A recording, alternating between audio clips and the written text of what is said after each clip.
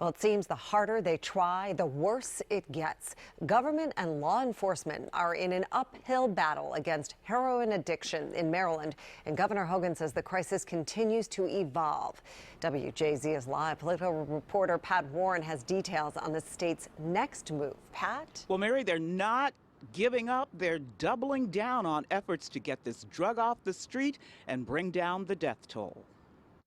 All over the state, parents are losing their children. It was devastating. I feel like our family was given a life sentence of grief. Despite being the state's chief executive, I lost a cousin, first cousin to this terrible disease with a heroin overdose myself. Despite being Anne Arundel County's senior law enforcement official. 8 days ago, I buried my brother-in-law. Regardless of the successes. This makes me really happy to see this. Regardless of the programs. It started when I was 12 years old, and the first time I stopped, I was 29. It's not just, getting clean.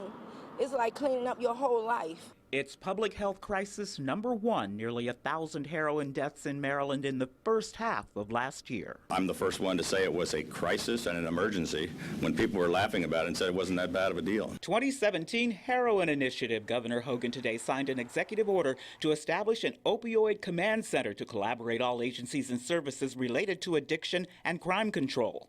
An additional $4 million is budgeted to help those struggling with addiction.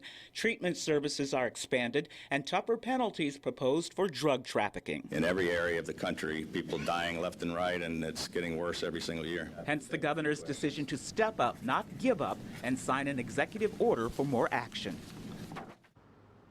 The executive order signed today is an expansion of the first one he signed when he took office in 2015.